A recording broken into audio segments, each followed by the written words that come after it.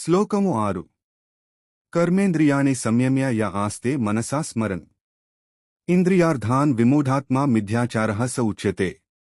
తన శరీర కర్మేంద్రియాలను అణచి మనసులో మాత్రం ఇంద్రియ విషయాలను ఆలోచించేవాడు అతడు మోసగాడు, అసత్యాచారి. శ్లోకము 7 యస్త్వింద్రియాణి మనసా నియమ్యారభతేర్జున కర్మేంద్రియేహ కర్మయోగమసక్తః స విశిష్యతే. ఇంద్రియాలను మనస్సుతో నియంత్రించి ఫలాపేక్ష లేకుండా కర్మ చేసేవాడు నిజమైన యోగి. శ్లోకము 8 నియతం కురు కర్మ త్వం కర్మ జ్యాయో హ్యకర్మణః శరీరయాత్రాపి చ తేన ప్రసిద్ధేద కర్మణ. నీ కర్తవ్యకర్మను చేయు, ఎందుకంటే కర్మ చేయకపోవడమంటే తప్పు.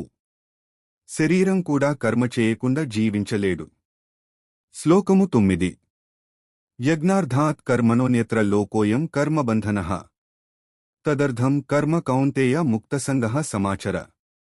యజ్ఞార్థంగా, దైవారాధనార్థంగా చేసిన కర్మ తప్ప మిగతా కర్మలు బంధనానికి కారణం అవుతాయి. కాబట్టి ఫలాపేక్ష లేకుండా దేవునికి సమర్పణగా నీ కర్మ చేయు, ఓ అర్జున. శ్లోకము 10 సహయజ్ఞాః ప్రజాః సృష్ట్వా పురోవాచ ప్రజాపత్యః అనేన ప్రసవిష్యధ్వమేష వోస్త్విష్టకామధుక్.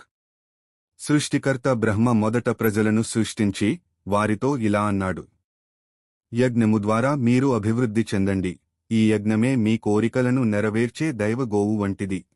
శ్లోకము 11 దేవాన్ భావయతానేన తే దేవా భావయంతు వః పరస్పరం భావయంతః శ్రేయః పరమవాప్స్యత.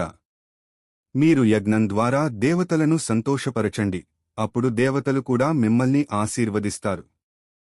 ఇలా మనుషులు మరియు దేవతలు పరస్పరంగా ఒకరినొకరు సహాయపడుతూ ఉంటే అందరికీ మేలు జరుగుతుంది, శ్రేయస్సు లభిస్తుంది. శ్లోకము 12 ఇష్టాన్ భోగాన్ హి వో దేవా దాస్యంతే యజ్ఞభావితాః తైర్దత్తానప్రదాయేభ్యో యో భుంక్తే స్తేన ఏవ సః. మీరు యజ్ఞభావంతో కర్మ చేస్తే దేవతలు మీకు కావలసిన అన్ని సుఖసౌకర్యాలు ఇస్తారు. కాని ఆ దేవతలు ఇచ్చిన వరాలను ఇతరులతో పంచుకోకుండా స్వార్థంగా తన కోసమే ఉపయోగించేవాడు అతడు దొంగలాంటివాడు.